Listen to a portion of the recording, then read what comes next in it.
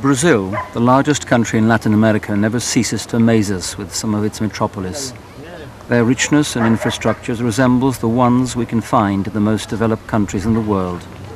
The Brazilian state, São Paulo, is bigger than 178 countries of the world.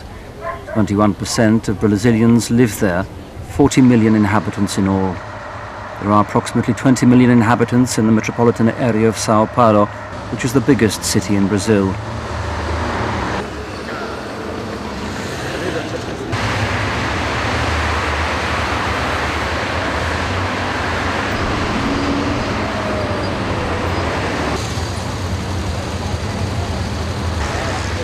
It is usual to find big cities with tens of millions of inhabitants in the less developing countries of the world. This has been happening since the 50s. This phenomenon, known as Macrocephalia, is not considered a sign of wealth. It is the consequence of wrong planning in both social and economic aspects. This phenomenon does not take into account the well-being of most people or the steady development of every region in the country. Population explosion and uncontrolled interior migrations are some of the characteristic results.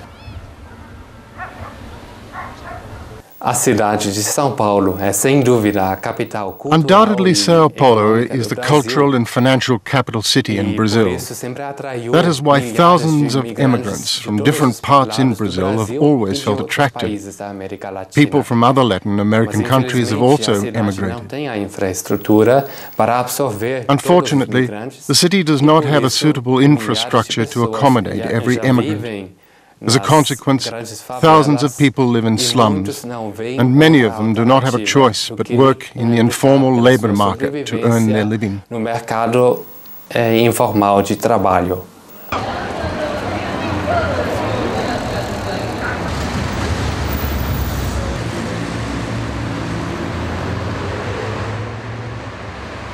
During the day, the great quantity of people marginalized from progress is hardly noticeable in this big and thriving city. However, the view changes at night. There is a surprisingly new population. It is a very different population. People fill the streets and squares. They appear from every corner or hole where they have been seeking shelter during the day. It is the city of night inhabitants. They are street inhabitants. They are beggars and alcoholics. They are families and children from the street who belong to crime and prostitution. A crowd of human beings hiding their pain caused by failure, loneliness, and misery in the darkness of the night.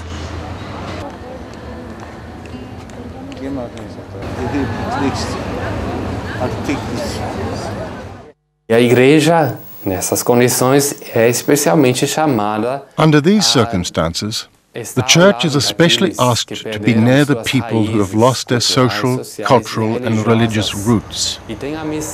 It has the mission to give a sense of dignity back to those who live in poverty. Thanks to God, the Church does not only count on priests or nuns alone. We also count on an increasing number of groups of committed lay people. They form new communities. They organize new movements. They are constantly looking for new ways of evangelization. Que encontram novas formas de evangelização.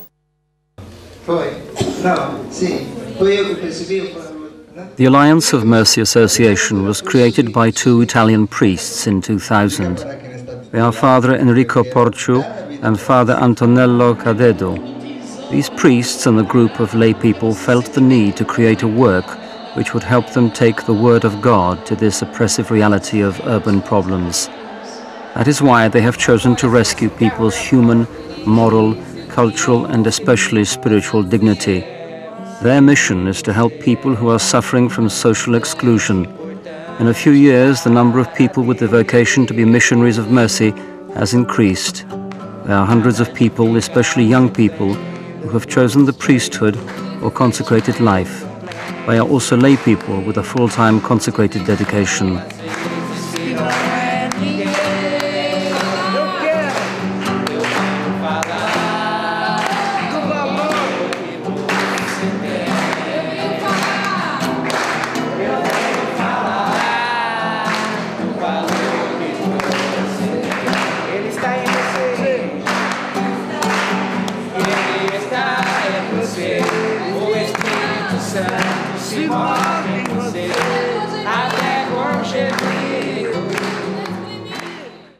Here in São Paulo, as in every big metropolis, we have many people who are seized and trapped by alcohol, drugs, or delinquency.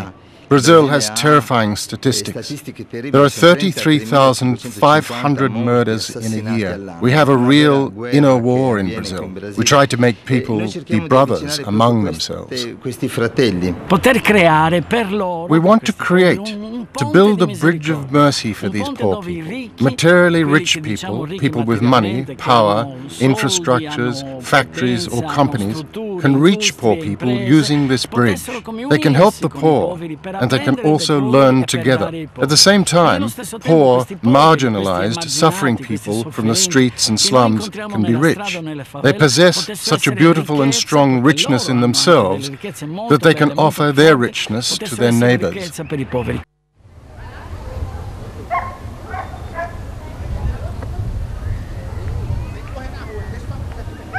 Only in slums in São Paulo there are more than 1 million precarious homes where approximately 6 million people live.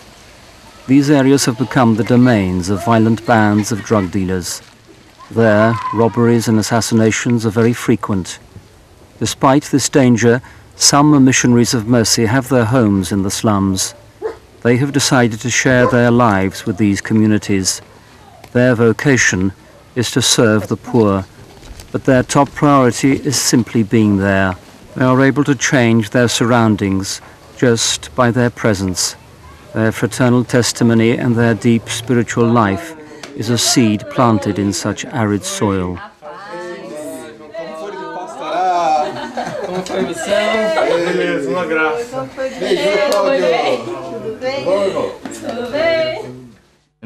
We have verified how these young people have stopped using weapons and have opted for other arms, such as the Bible or the Rosary. Their Christian testimony is a strong experience. Some time ago, a converted boy was run into by his former friends of delinquency. They pointed their firearms at him and he said, "I haven't come here to attack anybody." They wanted to take him back to the old days of raids and delinquency. He said, "Look at my weapon. It is the Rosary now." Then one of the boys pointed at him and told him, "Let's see what you can do with your weapon." He answered them that they could kill him, but he would not change his mind. He added that he had found Christ, the only one that had given him the true life. This boy, who was ready to give his life to evangelize his friends, was poked with their elbows and thrown onto the floor. He stood up and started announcing Christ again. He was ready to offer his life for him once again.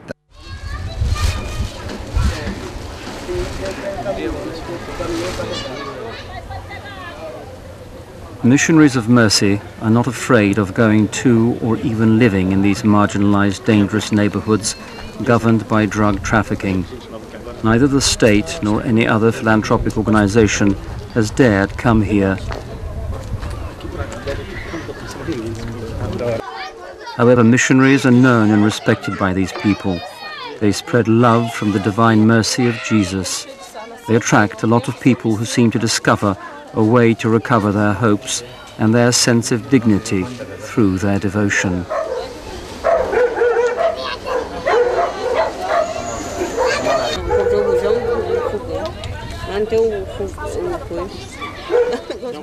There was a big emptiness inside me. I was looking for something to fill my life, and I did not know what I was lacking. I found the community 2 years ago. I'm studying my first year of evangelization studies. These studies will help me know if I'm prepared for the priesthood, for marriage, or for being a consecrated layperson. I've been trying to listen to God's calling for a year. I got used to listening to Him more often. I feel motivated, and it makes me remain in the community. I don't care about